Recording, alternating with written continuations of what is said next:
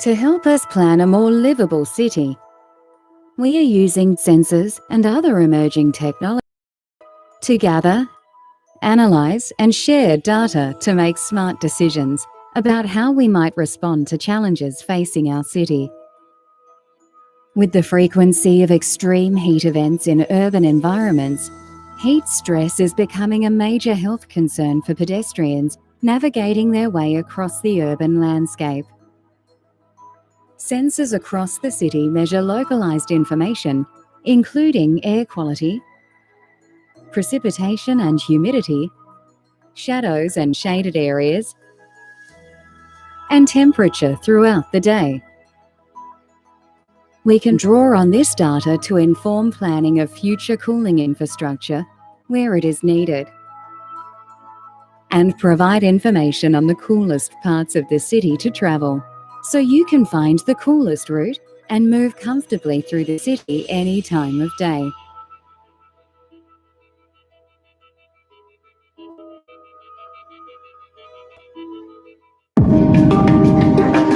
We have to get a sense of reality. What climate change is doing is attacking the basics of human existence.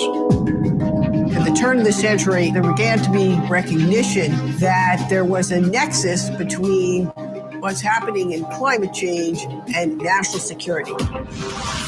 We have no strategic leadership in a security sense on climate change.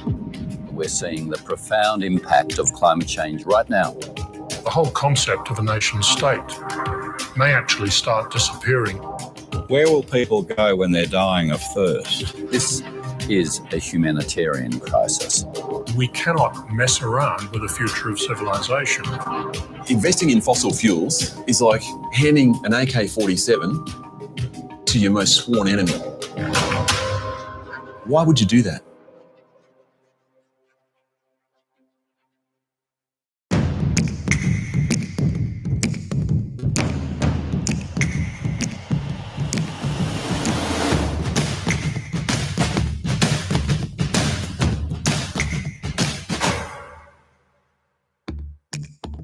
Hello and welcome to this fourth event in our Reset 21 Forum series. It's a series which is designed to stimulate the sorts of conversations that we need to have to respond to our current climate emergency. I'd like to start by acknowledging the people of the Woiwurrung and Boonwurrung language groups of the Eastern Kulin Nation and pay our respects to their elders, past, present and emerging. And a big welcome to all of you, wherever you might be tuning in from to this evening's discussion. I'm Ali Moore, I'm a journalist and a broadcaster, and for my sins I've spent a number of years living in both Beijing in China and also in Singapore, which gives me a real global perspective on the current climate challenge, which is not irrelevant to our discussion this evening, which is titled Hot, Wet and Violent: Climate and Global Security Consequences. We'd like to thank our major partners for this series: the City of Melbourne, RMIT University, Breakthrough National Centre for Climate Restoration, the Safe Climate Fund, and our major venue partner, the Capitol Theatre, which is a carbon neutral theatre, and I'm sitting in it right now, along with a couple of our guests. It is a hybrid event this evening. We have two guests here in the Capitol Theatre, two joining us online. And of course, you too can join the conversation online by asking your questions over slido.com. If you hop on to slido.com and you can submit your questions by signing into hashtag Reset21. You can also upvote questions if there's a question that you really like and put it at the top of the list. As you know, tonight's event is part of the National Sustainable Living Festival, which is on throughout February, and it also builds on last year's National Climate Emergency Summit. If last year, 2020, was an extraordinary year, well, 2021 is shaping up as no less so. The pandemic has really changed the geopolitical landscape, and there's plenty of speculation about what that means for the future, whether we will in fact face a more fragmented world order in the post-COVID era. But of course, right now, there is a significant threat to global stability, and it comes from climate change. It's very real and it's very present. Just 2 weeks ago, the US Defense Department announced that it will prioritize climate change considerations to mitigate what it calls this driver of insecurity. The implications of what is an unprecedented existential security threat stretch from individuals to communities to nations to regional and international relations. If there's a major drought in one place that affects food production, the problem doesn't end there. How are people fed? How are livelihoods earned? How is stability maintained? So very quickly, a challenge in one part of the world can become a challenge in another part of the world. And that is incredibly pertinent to this country, to Australia. We sit in one of the most climate vulnerable regions in the world. So how well prepared are we? And how much capacity do we have to respond? Tonight, there's some of the questions and the challenges that we'll look at, and the risks also that face Australia and the region unless we take urgent action to tackle and deal with the climate emergency. So to our speakers this evening, each will give a short address before we go to our panel discussion, but I'm going to introduce all of them to you before we get underway with our first presentation. Major General Munir Zaman, retired, joins us via Zoom from Bangladesh. He's the former military advisor to the President of Bangladesh, the current chairman of the Global Military Advisory Council on Climate Change, and he's worked extensively on the security implications of climate change. Joining us also via Zoom, but this time from Canberra, is Admiral Chris Barry, retired. Chris is a member also of the Global Military Advisory Council on Climate Change, and he was the chief of the Australian Defence Force from 1998 to 2002.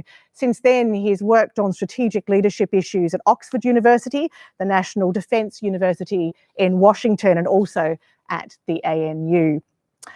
With me here, I'm very pleased to say, in the Capitol Theatre is Adjunct Professor Cheryl Durrant. Cheryl is a fellow of the Institute for Integrated Economic Research Australia. She's recently retired after 30 years with the Australian Department of Defence, where she served as Director of Preparedness and Mobilisation. And it's very relevant that in this capacity, Cheryl led the climate risk scenario development for the Australian Interdepartmental Secretaries Group on Climate Risk. And last but certainly not least, we have also in the Capitol Theatre with us this evening, Major Michael Thomas, retired. Dr. Thomas is a senior fellow for the Indo-Pacific at the Centre for Climate and Security. He's a graduate of the Australian Defence Force Academy, and he's also the author of the book, The Securitisation of Climate Change, Australian and United States Military Responses. An enormous welcome to our four speakers this evening. If you can just imagine this entire theatre filled with applause, that's what's happening in the individual living rooms and studies of our audience tonight. Our first speaker this evening is Major General Munir Zaman. Major General, over to you.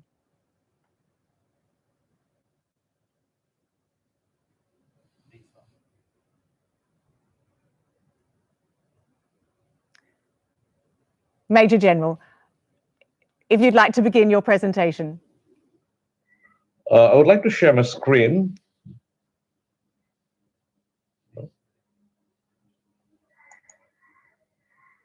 That's fine. We're not getting a shared screen yet, but...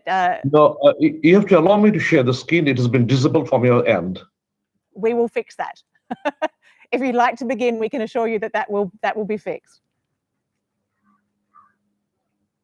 All right. Is still disabled. But what I would like to say that over the next 15 minutes or so, as I can begin my presentation, I shall be talking to you about a case study of Bangladesh, because I consider Bangladesh to be the global laboratory for climate change impacts in terms of security implications.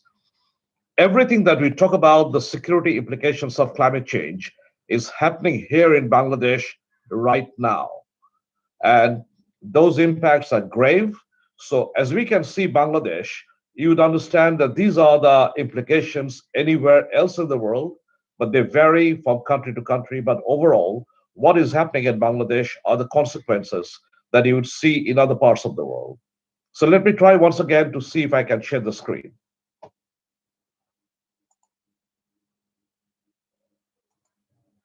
Well, we have the entire tech team on it, I can assure you. We're just trying to work out where the problem might be. But if you would like to continue, we will keep trying to ensure that we can share the screen. All right, let me see.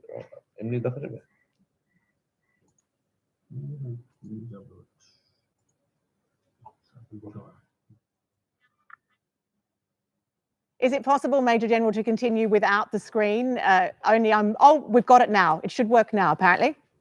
Okay, let me try again.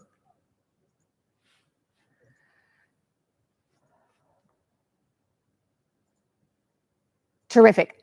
We've got it. Have we got it now? Yes, we have. All right, wonderful. Thank you for the technical glitch. It happens all the time anyway, so no worries. It's a large presentation, but for the interest of time, I shall be using the points mentioned in the presentation selectively, but I'll keep it on the screen for you to read the rest. Climate change today is recognized as a major security issue that poses serious global threats. Climate change can affect individuals, communities, societies, states, and regions.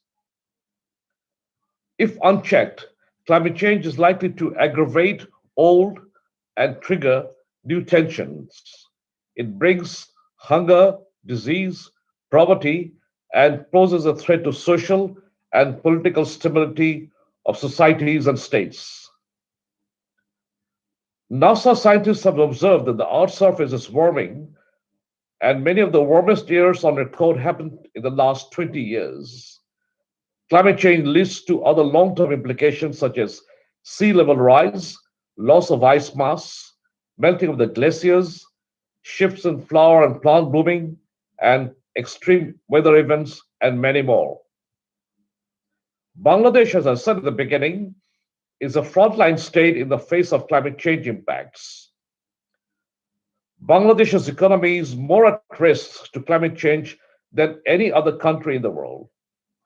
Bangladesh has also suffered an economic loss of $2.8 billion in 2017 alone, only due to extreme weather-related events. Between 1991 and 2018, Bangladesh faced 191 big disasters caused by climate change-induced effects. Climate change threatens the lives and future of over 19 million children in Bangladesh as of today. And today, Bangladesh also faces a major challenge of salinization. We have had several disasters, and the very recent ones are Cyclone Sidr, Ayla, and Amphan. The mean temperature across Bangladesh is projected to increase between 1.4 degrees to 2.4 degrees by 2050 and 2100. By 2050, with the projected 19.68 inches rise in the sea level, Bangladesh may lose approximately 11% of its landmass, affecting immediately 15 million people living in the low-lying coastal regions. It also has adverse impacts as we try to achieve the United Nations SDG goals. As you can see on the screen, it affects on all the major goals that we are trying to achieve, from goal 1, 4, 5, 13, 17, and many more. 27 million people are predicted to be at risk of sea level rise in Bangladesh by 2050. And I would say sea level rise happens to be one of the grave causes of security implications of climate change in Bangladesh. Coastal communities, islanders in Bangladesh have been realizing that sea level is increasing here, affecting their lives and livelihood in recurrent extreme climate events. Energy infrastructures all over the country are becoming extremely vulnerable to sea level rise. So if you see on the table, it has all the difficulties that a country can face. We are only a meter above sea level, which makes Bangladesh extremely vulnerable. We are also an extremely densely populated country. Dhaka alone today has 18 million people in a very small unplanned city. Scientists have predicted that 25% of Bangladesh's total landmass will be lost to the sea in the coming decades. And in a country where 50 million people live already under the poverty line, the problems can be aggravated many folds in the coming years. River erosion has become a major problem due to climate-induced conditions, and approximately 10,000 hectares of land is lost to erosion every year. About 1 million people are directly affected by riverbank erosion every year. Displaced from their birthplaces, these people have to move to other places which are already very densely populated. By 2050, Bangladesh could see a very large population of anything between 25 to 30 million people displaced by sea level rise conditions. We are also very prone to natural calamities, which are being aggravated by the conditions of climate change, and cyclones and storm surges are common events in the coastal areas of Bangladesh that have devastating effects in areas where 25% of the population reside. 4.5 million people live in coastal areas vulnerable to cyclones, and 3 million are at risk from drought in other areas. So we have a combination of flooding, disasters, and drought, all induced by climate change conditions. Climate change can also affect on the health condition and has an adverse impact on the health of the people. Climate change impacts on health in three major ways: creating conditions conducive to outbreaks of infectious disease, increasing the potential of transmission of vector-borne diseases, and hindering the future control of diseases. Increased temperature may result in different types of complicacy of human health in Bangladesh. Conditions of drought are also increasing in some areas in Bangladesh due to the change in rainfall patterns as a result of climate change. Food becomes another major source of insecurity due to climate change-induced conditions. According to 2020 Global Hunger Index, Bangladesh has been ranked as 75th out of 107 qualifying countries. With a score of 20.4, Bangladesh has a serious issue concerned with the level of hunger, which is now becoming very serious in climate-induced conditions. By 2050, rice production is expected to drop by 10%, and wheat production will drop by 30%, with little expectation of population growth to cease.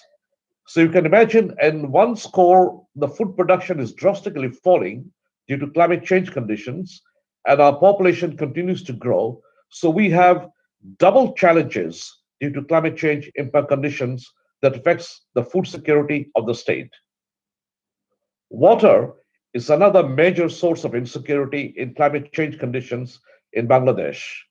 Water has become an element of mixed vulnerability for the country. The region has more water when it does not need, and less water when the need is most acute.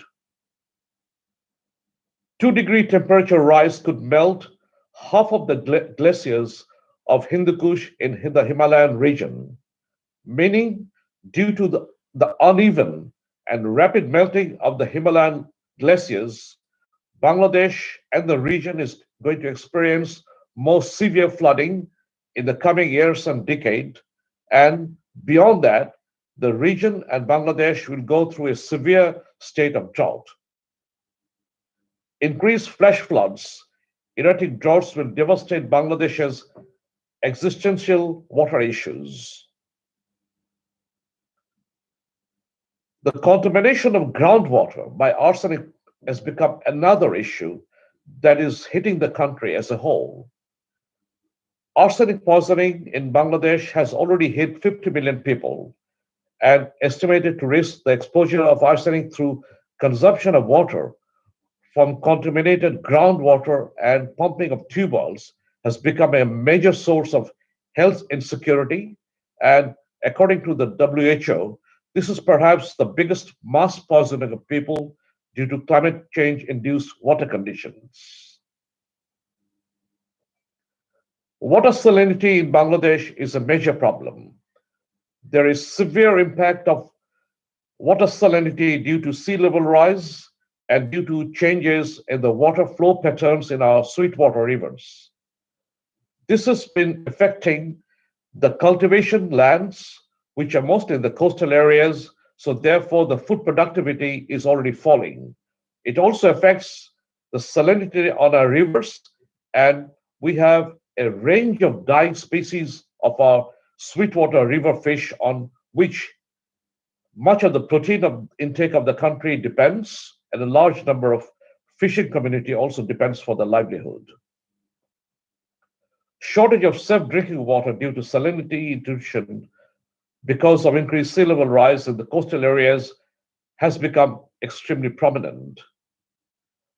And areas like Barishal, Khulna, Chittagong will be affected severely by up to 55% by the year 2050. But perhaps one of the biggest problems that the country is facing or will face more severely will be from human displacement of people. Climate change could trigger large-scale displacement and migration from one region to another in search of new avenues of employment and settlement.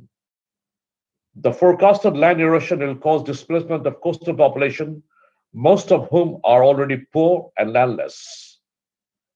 According to several authors, between 64,000 and 1 million Bangladeshis are rendered homeless every year due to riverbank erosion. Climate refugees is going to be a major source of insecurity due to human displacement. Sea level rise in Bangladesh will perhaps take away a quarter of the land mass of the country and render a large number of people homeless, and they'll be in search of new places to live, settle, and find avenues of their livelihood. You must be aware of the world's largest mangrove forest called the Sundarbans, which is in the south of the country. This forest is under severe threat due to sea level rise and salinity. And without going through the details in the slide, I would say in summation that the forest is dying right in front of our eyes.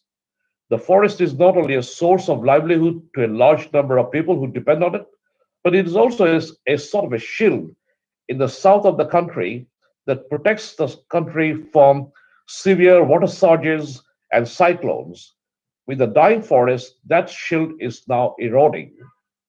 With the erosion of the forest due to sea level rise and due to salinity, we're also losing a large number of species of fish and the very wide biodiversity that is housed in the forest. So the loss of the Sundarbans, the largest mangrove forest in the world, has a severe impact on the ecosystems of the country and the region.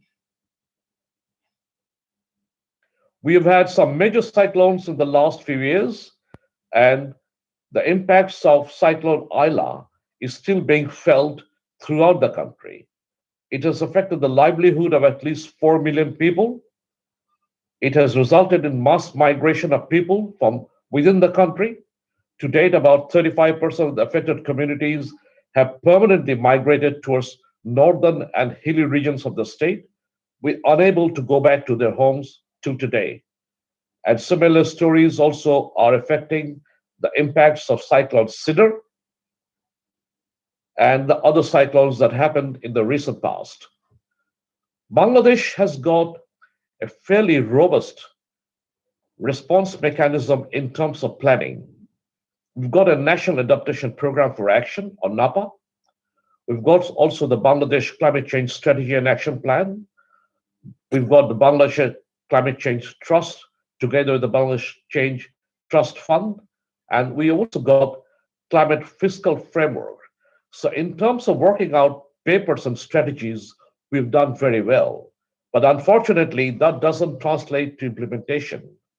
We are way behind in implementing many of the strategies and the plans, primarily because of lack of funds. The country doesn't have sufficient fund of its own to implement the strategies to meet the challenges of climate change. The international fund that was promised in several COPs have not yet been coming to the country like many other countries, and therefore we are still remaining extremely vulnerable to the threats of climate change, as I have very briefly introduced to you. Let me just briefly touch on the points without explanation, how it also affects the region. In South Asia, more than half of the world's total poor live in this region. So therefore, from demographic size, this is a place where bulk of the humanity lives today, but has become extremely vulnerable to the impacts of climate change. In the past decade, approximately 700 million people in the region were affected by one or more climate-related disasters. Between 2000 and 2017, natural disasters in the region caused damage worth $150 million US. We also have severe problems of water security in South Asia, particularly because of the global warming that is changing the ice melt patterns in the Himalayan region, resulting in overdrawal of groundwater resources in the region and affecting the overall water security of the people of South Asia. South Asia is vulnerable to climate change and weather patterns, which increases the risk of vector-borne disease and transmission. Increased rainfall and flooding are precursors of waterborne disease such as cholera, typhoid, and other diseases in South Asia. South Asia is also facing the brunt of disaster due to climate change-induced conditions, and disasters killed nearly 500,000 people in South Asia over the past 25 years alone. Like Bangladesh, human displacement will become another major cause of security in South Asia because many people will be rendered homeless due to sea level rise, due to temperature rise, and other climate-induced conditions, making them or forcing them to migrate from their homes to other places within the region and perhaps, and most surely, out of the region. Because sea level rise will have profound impacts, coastal erosion, inundations of low-lying areas, salt intrusion, flooding due to storm surges and high tides, and habitat loss. These are the patterns of sea level rise impacts, not only in Bangladesh, but on the overall region of South Asia. So what should we do? There are many things to do, but I will just mention a few. We need an effective mitigation strategy, and that is a starting point. And I think we are falling short in this call in most places. In terms of South Asia, there will have to be a securitization of the impacts of climate change in the region, particularly in Bangladesh, and therefore, in the response mechanism, like many other countries in the world, the military will have a definite role, and therefore the role of military must be strategized now. They have to be trained, they have to be tooled, and they have to be prepared. That calls for a series of contingency planning at all levels, at the level of the community, at the level of the state, at the level of the region, and at the level of the international planning and contingency mechanisms. We need more knowledge, information, technology, and expertise sharing and exchanges, not only within the region, but internationally and globally. We all need to do a comprehensive adaptation strategy because some of the impacts, however we strategize to mitigate, are already here and they cannot be reversed. So therefore, strategization will be the only answer to them. We have to have international and regional policy frameworks which are compatible and are not exclusive to one another to cope the challenges. Climate protection must be integrated as a cross-cutting theme into poverty reduction in all areas. Global information and early warning systems have to be expanded so that countries and regions are better prepared with early warning systems that calls also for public awareness. Overall, it will call for greater political will and cooperation at all levels and certainly call for global consensus and global reaction to meet a challenge which is global and it's a challenge of our civilization and a challenge of our humanity, and we have all got to act together. It is a climate emergency, and the time to act is now. I thank you all for your very patient hearing. It was a privilege for me to speak to you all today. Thank you to all our audience, and greetings to all of you from Bangladesh. Thank you. Munir, thank you so much for an incredibly detailed presentation. Detailed and, might I say, just a little bit depressing. And I take your point, which we'll explore a little later, about the need for global action. But if I can just ask you very specifically about Bangladesh, because you are a former military advisor to the president. You talked about how strategies have not translated to action. But I wonder if it's just about money. You talked about a lack of funds, but even with funds, how much capacity is there in Bangladesh to plan for a better future, given the struggles that are faced every day just living? It is extremely difficult. Even given the funds, Bangladesh will have to find it very difficult to implement the adaptation strategies because some of the impacts of climate change have now become irreversible. So the sea level rise will take away about 17 to 20%, 25% of Bangladeshi landmass, and that probably cannot be saved anymore. We have gone past that point. So therefore, we've got to prepare for consequences. Bangladesh, as you know, is a country that is already struggling with many other challenges of poverty, challenges of overpopulation, challenges of hunger and feeding a large population. So climate change has all added on top of all that. So that makes the combination extremely lethal, which has impacts not only on the very basics of our needs for a living humanity, but it is now becoming an existential threat to the state. Well, thank you, Munir. And as I said, we will continue that discussion and particularly that point that the challenge that is facing Bangladesh is not just Bangladesh's problem. What faces Bangladesh faces also the rest of the world. Chris Barry joins us now, also via Zoom, but this time from Canberra. And just a reminder that Chris is also a member of the Global Military Advisory Council on Climate Change. Over to you, Chris. Okay, everybody. I hope you can hear me. And can I say what a great pleasure it is to be on this broadcast with General Munir Rizalman, who has been the chair of the Global Military Advisory Council on Climate Change for quite a long time now. And I was utterly taken with his presentation in the sense that I cannot conceive that the challenges of dealing with the problem in Bangladesh can be solved in Bangladesh alone. And I guess that's just a shorthanded way of saying, you know what, global warming and climate change are going to affect us all. And all of us are going to experience the outcomes in different ways. But we're not going to be able to solve any of it by ourselves.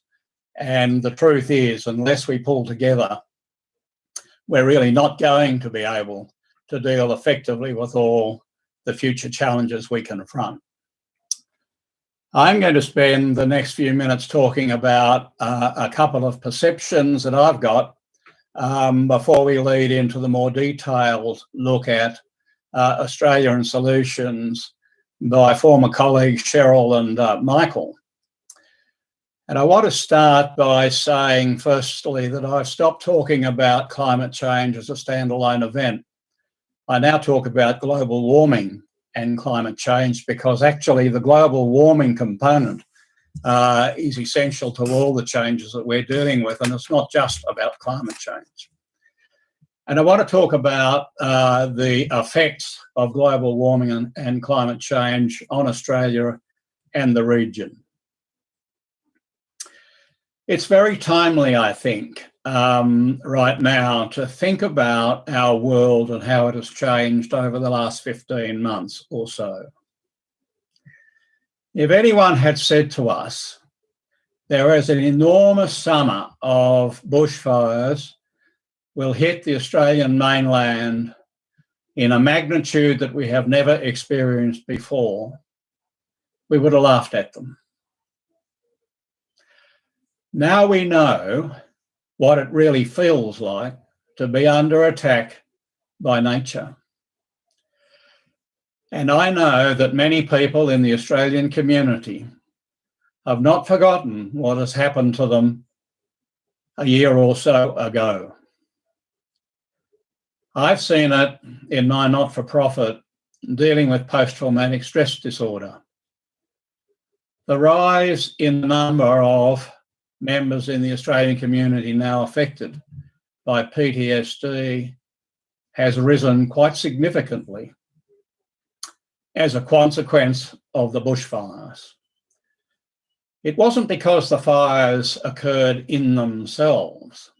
It was the suddenness of the onset of a world turned right upside down and that challenged everything that you thought was safe and that you thought you'd made the proper preparations for, and to find that nature could overwhelm them in an instant. And I've heard the stories of people saying, when I saw that wall of fire advancing on my home and that eerie, loud noise that it created, I knew then that we were doomed. Now, those firestorms occurred all over the eastern coast of Australia and in some other places as well. And as we look back now, we can think about the health consequences, not just from heat, but particulate smoke as well. And of course, there are other now fallout consequences from the losses that have occurred and the destruction to the landforms. What's my learning from this? My learning from this is that we do need to be ready for reinvigorating our exploration of vulnerabilities and looking careful at all the comfortable assumptions that we've had to date about our future. Immediately after the bushfires drew down, we were beset by some floods in areas around Australia. And some of those floods occurred in areas that had been fire prone as well. So it wasn't just on one hand the fire, it was now the flooding. And then in March, to be exact about it, because I started collecting the figures, March 14, Australia experienced the onset of the pandemic. We're not out of the woods on the pandemic yet, and one of the reasons why this particular event has had to be basically online concerns the uncertainties that lie ahead. But I think we have learned a great deal out of the bushfires and the pandemic about preparedness, or a lack of preparedness, or an up-to-date lack of preparedness. And I'm pretty sure that Michael Thomas will expand on that as we move ahead.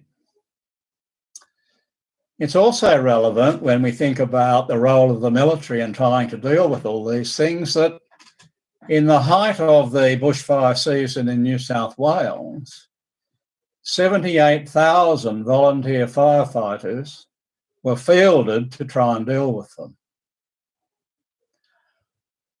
Well, that is quite a considerable number more that the Defence Force can put into the field even on a good day. So a second frame of my learning is we need to look again at how prepared we are in terms of assets and response capabilities for dealing with these vulnerabilities. We also learned in the middle of the bushfires, and to a lesser extent now in the pandemic, about communication systems, data systems, control measures, and about leadership. Frankly, on leadership, I think our state governments can take great pride in their ability to deal with both situations despite the stresses of being not properly resourced and not getting adequate guidance from their federal counterparts. I think communities in Australia have also learned lessons about resilience, about the importance of community, and about rebuilding relationships at community level so people can help each other in the absence of more formal measures.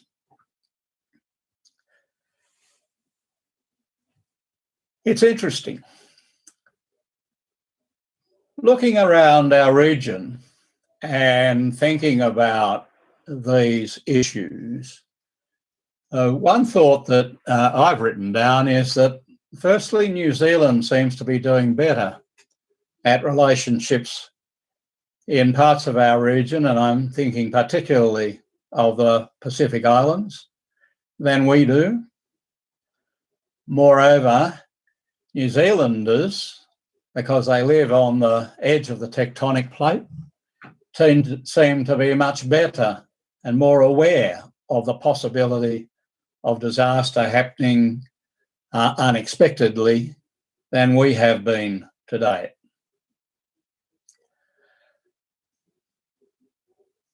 And the other part of this equation is, when I look to our north and a country like Indonesia, I wonder to what extent issues of global warming and climate change offer opportunities for Australia to build better bridges with that country, for reasons that I will finish up with in this short presentation. To say nothing of the pandemic consequences being undergone there at the moment. Looking wider into our region, I take exactly all the points made by Muni in talking about Bangladesh, and magnified in all the other countries of South Asia. I've had the privilege of being involved in workshops with professionals from that part of the world, looking at trying to solve their problems. But the truth is, the challenge of the problems is pretty much overwhelming in the absence of a collective planetary response. And finally, of course, we shouldn't forget to think about the countries of Southeast Asia and North Asia that don't look very often at our country, other than through the eyes of, I think, being rather jealous about the things we enjoy here in Australia. But all of us are going through the challenge of thinking about the new China. What does it really mean? What challenges does it present, even in the field of global warming and climate change? And what meaning is that going to have for the sorts of decisions we're going to need to make in the future? I want to finish up on a somber note. Any way I look at the magnitude of the problems we confront, whether it's in Australia, which is by many standards a very lucky country, especially compared to a country like Bangladesh, by 2050, the luxury of 25 million will have grown to about just over 40 million people. And we'll still have a population density of about 2 people per square kilometre. And if Mooney's 20 million people are looking for a new home, I can't help but think Australia is going to be mighty attractive. And secondly, we should never forget that there are many climate scientists who would argue that in terms of global warming consequences, Australia leads the pack. We've all seen it, the new colours for new temperature gradients at 50 degrees C plus, and the experience of an Australia where temperatures of over 40 degrees that were once on average about 5 times a summer are likely to head towards 30 or 40 times a summer by 2050. And finally, that our own management of the environment still leaves a lot to be desired.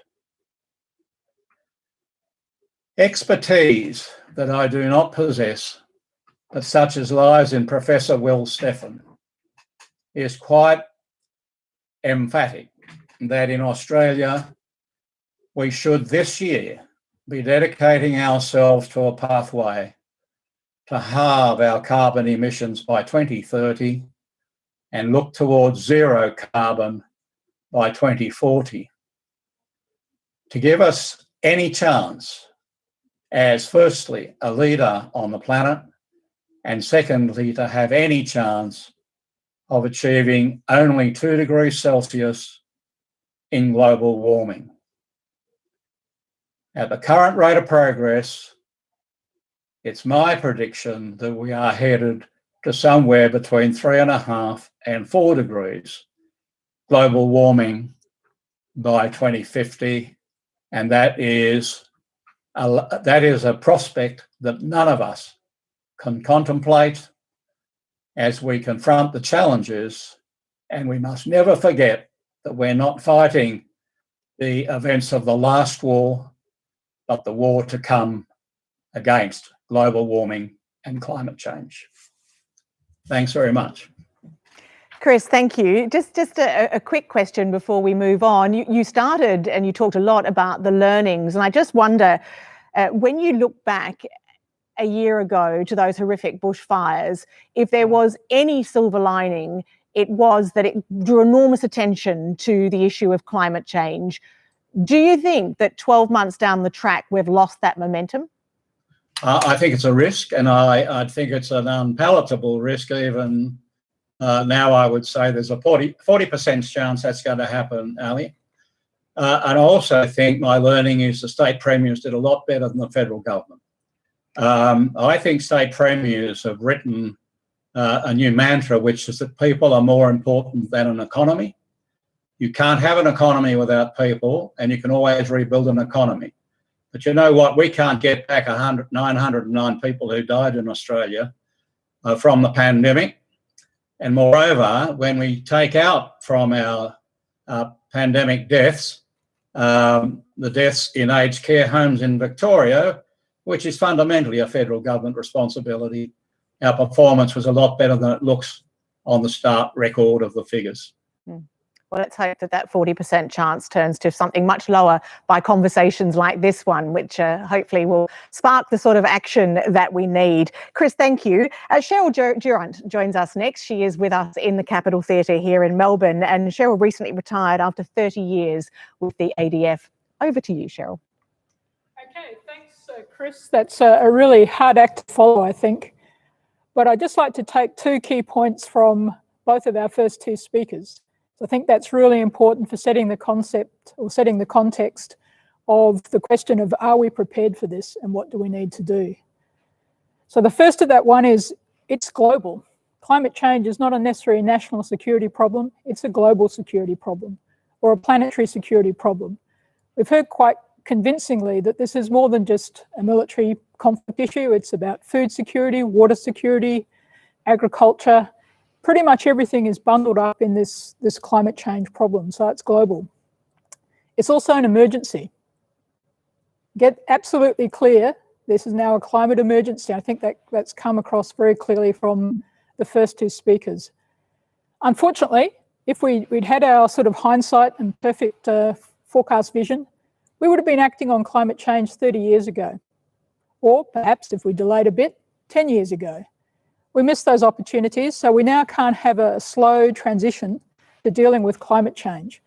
We need to have a climate emergency mobilisation. We need to recognise, and it's the first sort of key principle of preparedness is look honestly at the world as it is, not as you want it to be.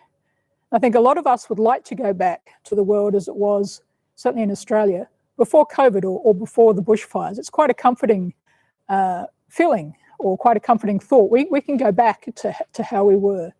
But in reality, that's passing now. We've heard from Bangladesh, the crisis is impacting them now. It has been for decades. We've heard from Chris about those communities who were hit by the bushfires in Australia at the start of last year. Climate change is very real for them. It's not something happening in the future. So the real first thing of preparedness is take a good, honest look at what the risks and vulnerabilities are. And I think at the moment, that's where Australia is lacking. We haven't had a national security risk assessment or a climate security risk assessment. It's just not there. Other countries have done this, and more broadly than just looking at the military, across the whole of society risks. And that certainly is the thing that needs to happen now. We can't just rely on a technology roadmap, because that technology roadmap's not informed by a real deep understanding of our risks and vulnerabilities. Now, some good work has been done. The Department of Home Affairs produced an excellent study of Australia's vulnerabilities, the Australian Vulnerability Profile. But it focused on a narrow set of disaster risks, and climate change is more pervasive than that. It actually impacts on some of those geostrategic issues that COVID has surfaced, like the ability for us to get medical supplies through a global supply chain if we don't manufacture them here. It's also highlighted quite recently our reliance on fossil fuels, another part of our supply chain, which we're reliant on the globe providing us. So as a country, we're in many ways very vulnerable to disruptions on a global scale. I'd like to just talk a little bit more about energy there, because if climate change is the problem, then energy change is the solution. And certainly Australia, this is where the opportunity is for Australia, and it's an amazing opportunity. If you look at the energy supply chain of fossil fuels, as we heard today, we don't have it. So even from a pragmatic security perspective, we're not prepared for major disruptions to international supply chains. And if you then think about our major defence equipment, it's all fossil fuel related. So if it's interrupted, we've now got a legacy defence force that can't really operate effectively in a world where fossil fuel is interrupted, or a world where fossil fuel is so on the nose with all the other countries that Australia is not invited to play. And yet there's opportunity here, because Australia sits on amazing renewable energy resources, not just in terms of wind and sun and wave, of which we've got plenty, but also in terms of the critical minerals of the renewable energy supply chain. Now, I was really quite encouraged I'm very rarely encouraged by government speeches, but I was encouraged to see in Scott Morrison's speech at the Press Club last week a mention that we needed to look down and understand the security supply chain and the critical supply chain for the minerals of renewable energy. So perhaps there's a little chink, there's a little wedge going there to take that opportunity. And also Australia has many businesses. I was speaking to a small energy company earlier this week that has actually got amazing technology that it's developed in support of mining, because our Northwestern and Northern Territory mines are often off-grid. So amazing energy systems, smart, renewable, ready to there. And think about how we address some of those problems in Bangladesh or in Indonesia, which Chris and Mooney have posed. What would a security benefit of an Australian company heading out overseas and being able to supply resilient renewable energy to that country do? it's a win-win-win. It's a win for our business, it's a win for our international standing, and it's a win for reducing carbon emissions, which needs to happen to stay under that emergency footing.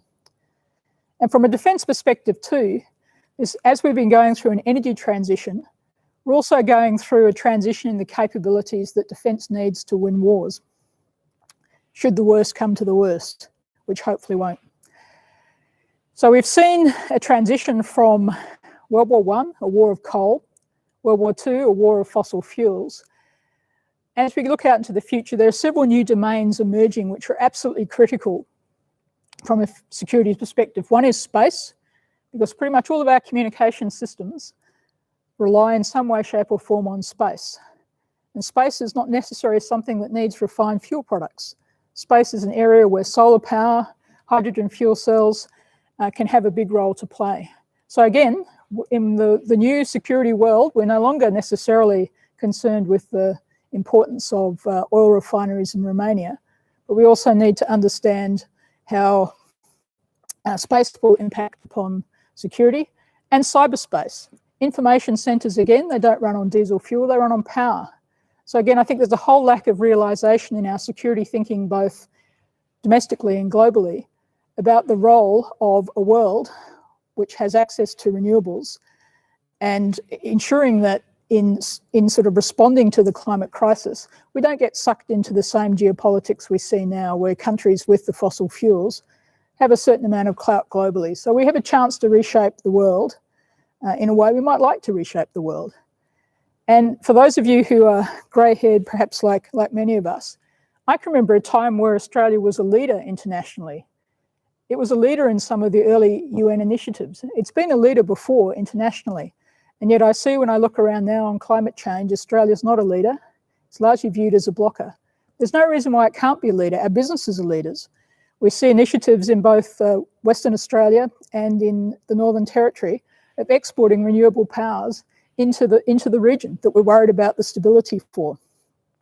So I think I'm just going to conclude there, because there's a lot more I could go into. But in terms of preparedness, it's really about understanding the world, not as we want it to be, but as it is, acting with urgency and addressing the energy problem. Thanks. Cheryl, thank you. If I can ask you a quick question, because you made some really interesting links there, and I wonder, do you think that part of the big problem is that we don't actually make those links? So at the moment, there's a story around the closure of the Altona refinery in Victoria, which is being very much played as a, gosh, we won't be able to get petrol in our cars, not a sort of discussion about broader energy security, the thought that, yes, we can't then fund our defence forces, which then means they can't help. Like, we don't go from A to B to C to D and follow the logical progression. I think that's an excellent point, Ali. In fact, I was almost saying, instead of sort of having a title, Expect the Unexpected, we need a slogan, sort of Connect the Unconnected. And really, we tend in Australia, we're great at response. We're really great at putting band-aids on problems when they arise. And we address a problem in a silo over here, health, or a silo over there, fuel. Modern global society is inherently very interconnected, and we need systems approaches. And the Home Affairs work on vulnerability did take a systems approach. So we're starting to do this work. And we also have very powerful big data and artificial intelligence that can start to unpack the complexity of the modern world, because certainly it's too difficult for individual human minds sometimes to get around how complex global supply chains are and what a policy decision about a fossil fuel refinery is going to do on Australia's standing internationally, or on agricultural minerals. And one of the points that I recall is Queensland, when they had closed the refinery some years ago now, suddenly found that they didn't have the bituminous products they need to resurface roads. So if we are going to move off fossil fuel, what are we going to be resurfacing our roads with? So there's all these complex questions to answer. Yep, Cheryl, thank you. The knee bone is connected to the thigh bone, and so it goes on. And of course, Cheryl will join us as we continue our conversation. Our last speaker this evening, before we do open it up to questions, and just a reminder that you can put your questions through by logging on to slido.com. Our last formal presentation is Dr. Michael Thomas. And as we said earlier, Michael is a senior fellow for the Indo-Pacific at the Centre for Climate and Security. Michael, all yours. Thank you, Ali. And thank you, Munir and Chris. They were bracing presentations. It's it can be a really depressing conversation to have, but it's one we must have. And Cheryl, it was good to pick up some green shoots in your presentation as well. So thank you for that. When Australians think about who provides national security, many people instinctively think that it's the military that does this job. And while they might, but we spend $43 billion every year on the ADF alone. And it's a fun fact that, in a global context, there are more than 100 countries that actually don't have a GDP that matches the ADF's annual budget. When capability acquisitions are factored in, taxpayers will fund the military to more than $1.5 trillion out to the next decade, to 2030. So that's $575 billion. So each of us has skin in the game to ask, how does climate change impact the ADF? Does it have the right resourcing to meet the challenges of climate change? Does it have the right equipment? How does it impact its training, its infrastructure, the vast defence estate, its personnel, soldiers, sailors and airmen? And what about social licence aspects in relation to its own fossil fuel use, which is not inconsiderable? And what's its strategy? And I guess optimistically, can defence industry actually be part of the solution to develop clean energy fuels for not just our military, but also for commercial spin-off? Scratch the surface and more fundamental questions emerge also. 2020 provides a stark example, as we've been hearing. $40 billion couldn't prevent a pandemic, nor could it prevent the bushfires. So ironically, while we have never spent more on our security, we have never felt more insecure. And so all this begs the question, is the government responsibly investing for the security consequences of the Anthropocene, of which climate change is a major part? For the purpose of this short presentation, I submit that climate change is having two main impacts on the Australian Defence Force and the military. And I'm really going to, downscale and narrow the conversation to defence in particular. The first is the international geostrategic dimensions, and this has already been touched on. The basic equation is this though. If you add more greenhouse gases, then you end up with a less secure, more hostile world. It's imperative that to prevent this from happening, that we decarbonise the global economy, and it needs to start now.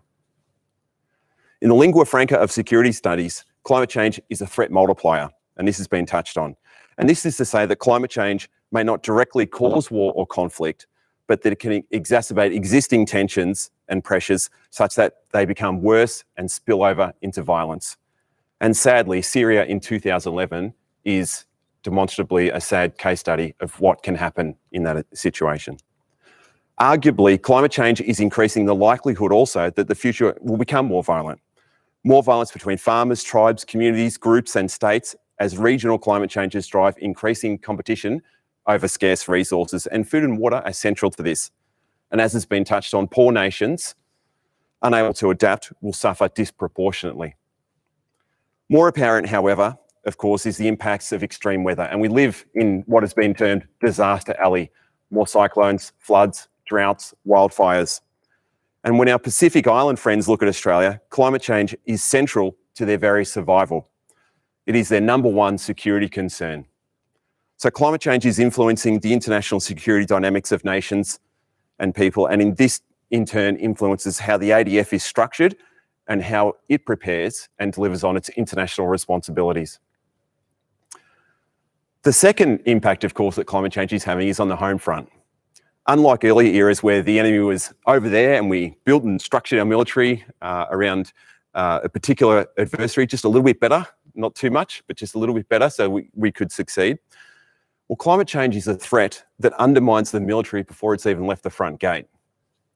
Here are some examples. The ADF is the single largest landholder in Australia. It has dozens of bases at sea level. Naval ports, airstrips, army bases, you name it, 3.5 million hectares, 30,000 buildings, 72 major bases, training areas and research facilities. Many of these ranges are, ironically, ecologically in pretty good shape because they've prevented development from occurring where they've been located. $68 billion in value. It's truly a national asset. Climate change undermines the capability of the defence estate. Sea level rise, inundation from storm surge and extreme weather all present increasing risk to the defence estate. As shareholders in the ADF, Have we been adequately informed of these risks, and are the bases resilient to climate risks, and what is the ADF doing about it? Casting forward, the ADF will need to be much smarter how it integrates with local and state planning authorities on climate adaptation.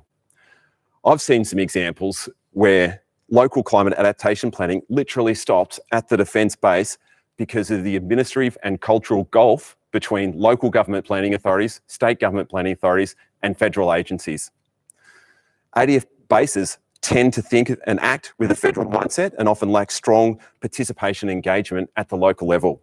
So this needs to change. Defence bases are not islands unto themselves, and physics simply does not work like that. Related to the defence estate is forced mobilisation, getting the ADF out the door. These bases rely on the support of critical civilian infrastructure, power, water and sewerage services, transport links, supply lines and so on. Climate change presents risks to these key enablers. So thinking through the interdependencies and climate resilience of those critical enablers is crucial. Many bases, Army ones in particular, are also in fire-prone areas. I think of Puckapunyal, High Range in Townsville, Canungra, Shoalwater Bay in Queensland.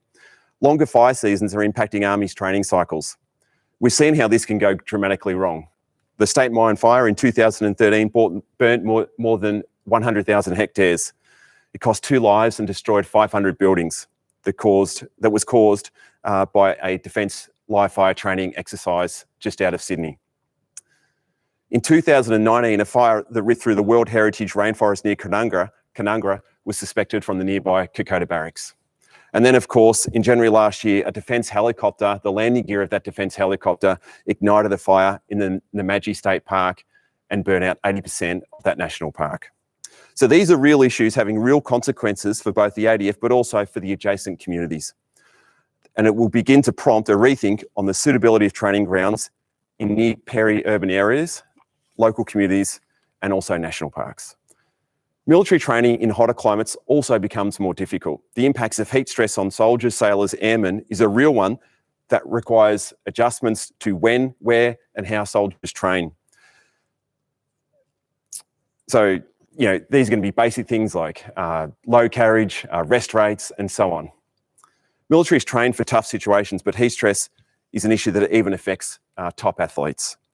I've just finished reading Paddy Manning's book, Body Count, and I think this gives a good idea on the wider impacts of climate change in terms of air quality and other health-related consequences that will be experienced by not just ADF members, but also their families.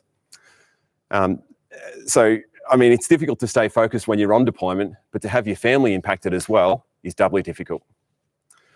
Of course, Black Summer showed that climate change is also altering the frequency, scale, and intensity and duration of homeland defence operations.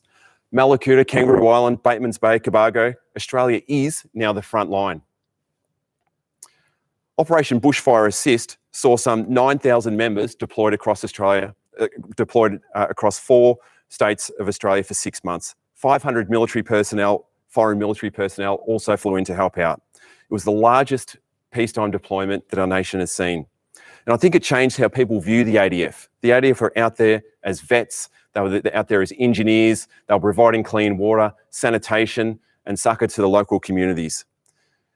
So I think this is starting to change really how we view the ADF. And I think Peter Jennings' comments, who heads up ASPI, had a good point here in the aftermath of the bushfires on the idea of re-rolling and changing and perhaps strengthening the role of reservists to play that more local connection with communities in times of disaster relief. In a very different context is emerging in the use of the ADF. There is a shift in community expectations that the ADF will be there and that this is part of core business. In one sense, climate change affords an opportunity to rethink how the ADF should be structured, how it engages, trains and plans with state and local authorities, and also where the weight of effort should lie in terms of its capability balance. It also leads to discussions on how defence industry and research efforts can lead on the development of new fuels. That coincidentally could have the dual benefit of making a military fleet cut the tether from oil and also have commercial spin-offs. While there are important lessons from all of this, I think, to be frank, it's a conversation to be honest, we just don't want to be having these conversations. We shouldn't be talking about how our military should be restructured or how we can better use it. We should really be talking about how we can decarbonise the economy and make it a much more safe operating environment for everyone. So this should be a wake-up call. To avoid Black Summer becoming the Black Decade, we need to immediately decarbonise our economy and focus on recovering from the damage that's been done. Thank you.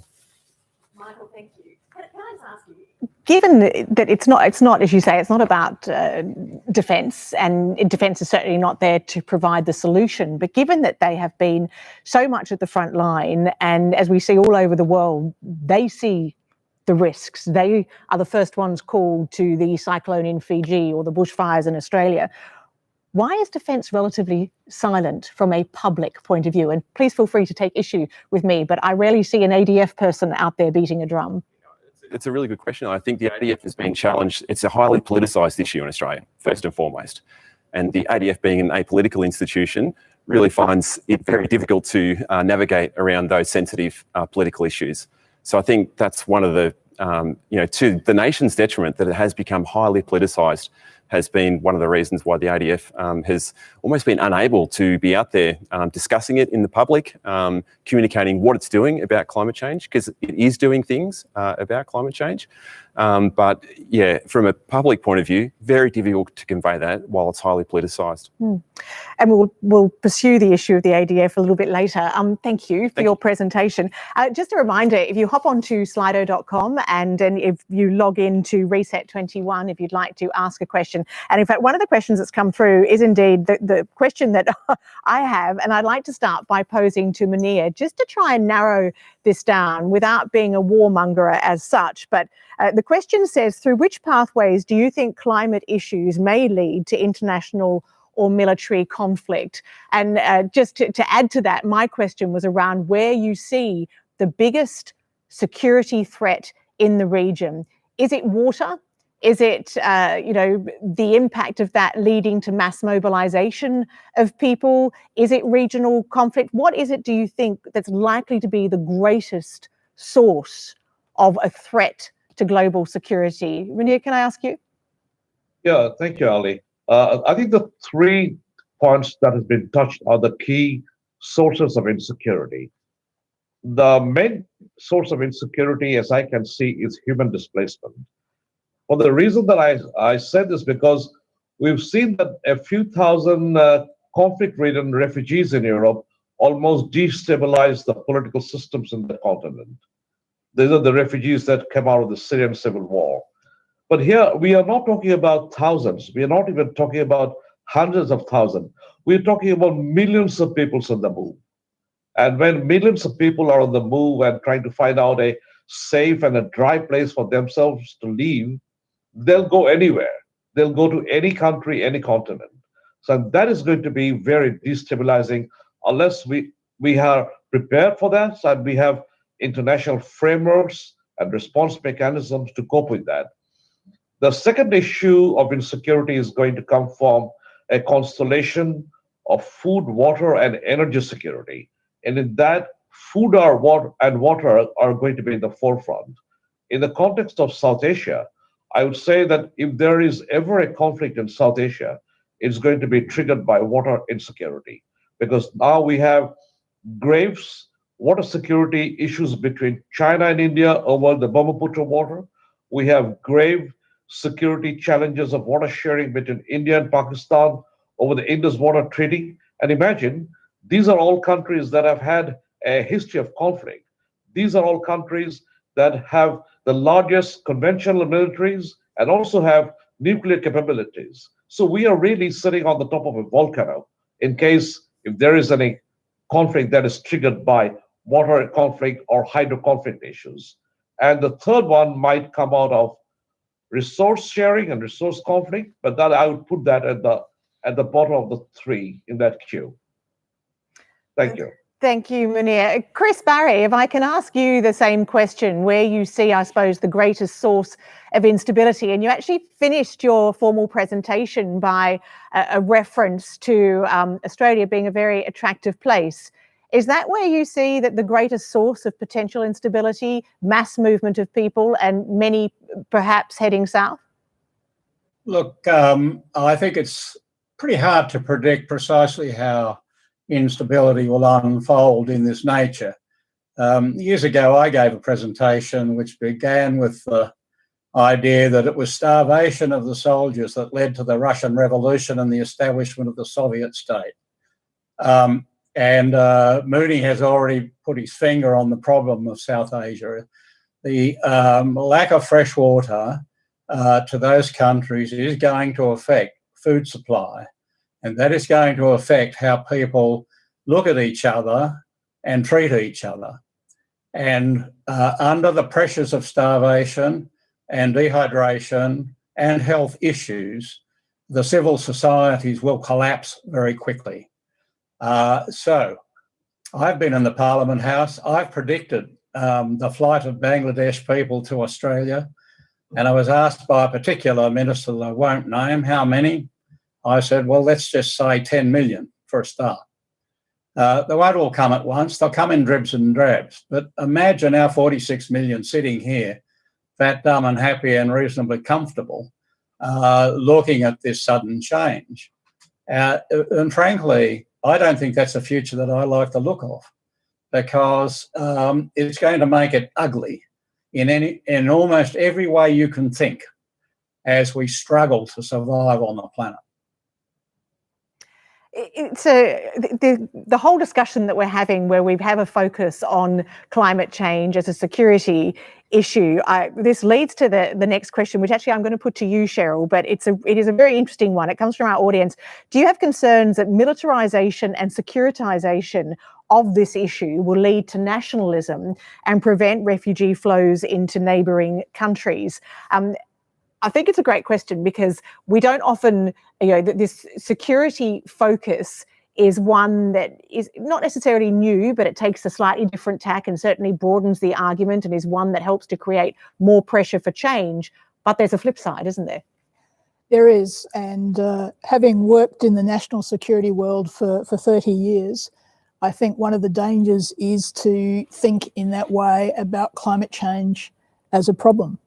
Because climate change doesn't have an enemy. Who's the enemy in climate change? Is it America?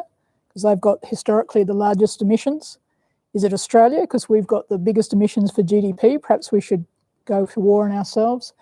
Or is it China, because they have the still growing emissions and now the largest emissions? So there's no clear enemy. And national security really works in a world where there's limited resources or attractive resources, one group, another group, and they compete over those resources and one wins or loses. And that approach is not going to solve a global problem. So I actually agree with the premise of the question. I think there is a lot of danger about national security, and it's certainly, I've been discouraged in the post-COVID world by seeing increasing nationalism. And there's some hope coming out of America, and there's still hope coming out of Europe, but it also needs those, Chris described us as fat, dumb and happy. I'd probably qualify for one of those. But also needs an acceptance that some of us have to relinquish what we've had. We can't actually all have necessarily everything we've had before. And that's just too at the moment, it's too high a carbon budget. So there needs to be an acceptance that in order for the best chance for the planet, some countries with substantial capabilities may just have to give up a little bit more in order that other countries can have that transition.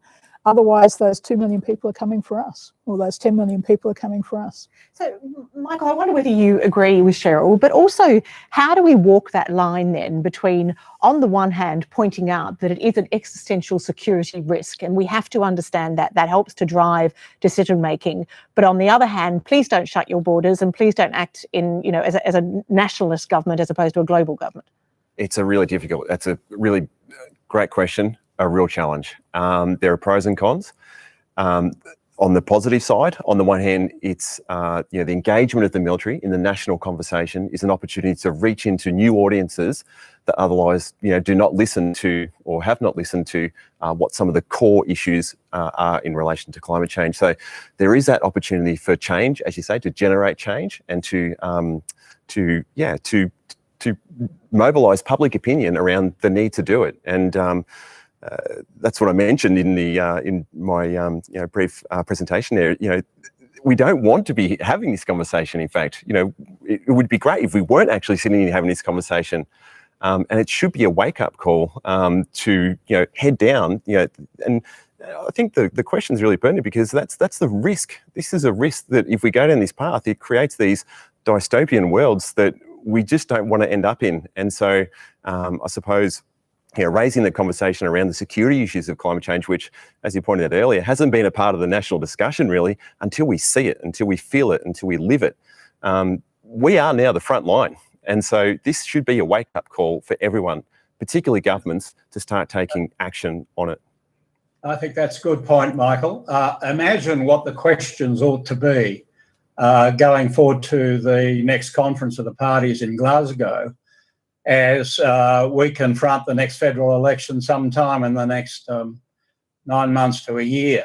I mean, what would we expect our government to go to Glasgow with to satisfy a return to some sort of Australian leadership in the field?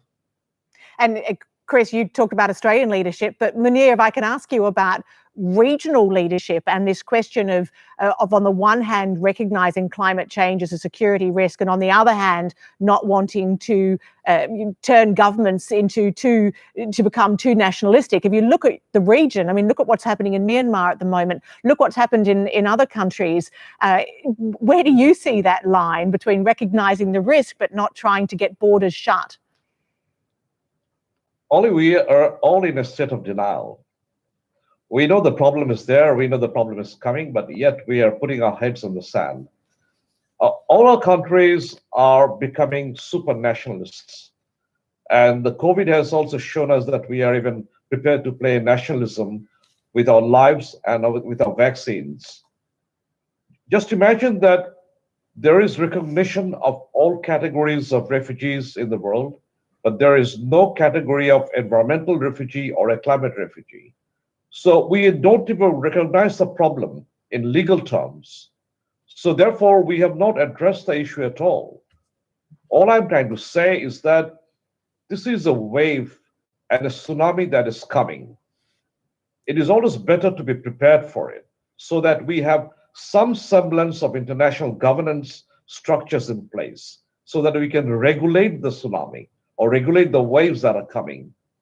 But at the very moment, we are all in a state of denial. At the regional level, you can even imagine that the border between Bangladesh and India has been unilaterally fenced by India. Perhaps with the hope that someday this will prevent movement of climate refugees or people moving out of Bangladesh. But I can assure you that when people want to find a safer ground to survive, they'll go anywhere, not only within the region, but anywhere else in the world. Therefore, it is best to cope the problem as an international community, not narrowly thinking about the small area, because climate change does not recognize international borders, unfortunately. We have boxed ourselves in the Westphalian system so rigidly that it is not compatible with the challenges of climate change. We've got to rethink. We've got to think out of the box to find a solution to this. And do you think, Munir, that if you look at the experiences of the COVID crisis, of the pandemic in the region, how do you think that informs the geopolitical changes that might happen? And I know Michael was making the point earlier about some of the changes. I mean, it did seem at the outset of the pandemic that we were seeing a huge withdrawal to nationalism, people protecting their personal protective equipment, people not wanting to share. But that seems to have improved as resources have improved. How do you think that the experience of the pandemic will inform the geopolitics of climate change? I don't think we see any positive outcome out of the pandemic behavior or the post-pandemic behavior. Because if you look at the way the nations are behaving in hoarding, in finding narrow ways of only looking after themselves with vaccines, in no way says that we have found that this is a global problem. Like the pandemic is a global problem and we're addressing exactly the wrong way. Exactly the same way that we are trying to address the impacts of climate change. Let me briefly share with you an experience of a war game that was hosted by the British government, played out in different capitals, of which I was a part. In that, the mass movement of people The reaction from the players in the war game who were playing different nations was that they were even prepared to carry out what they said controlled genocide to stop movement of people. But that is the wrong way of approaching a global problem. Our speakers today very rightly said that this is a global problem, has to be solved globally. No single country or no single region can alone solve the problem unless we have done some together, because the nature of the problem is not country specific, not even a region specific problem. I've been in conferences with some historians before who were very clear to point out that the large scale climate changes have taken place historically in the universe. But we never faced a problem at that time because then people and resources could move freely amongst the countries and the borders. The problem is more acute now because we are very, very rigid on our Westphalian border and the state system. And that is in conflict with the nature of the crisis. Chris Barry, do you agree with that assessment? Well, I think it's fascinating to hear. I agree with a lot of that content. I mean, you know, we've seen it here with state versus state, that sense of our state's somehow different to your state, et cetera, et cetera, et cetera. And as I said in mine, I mean, some of the challenges we're trying to deal with are truly planetary, and you just can't deal with it in one place at a time. And so we need the collective effort.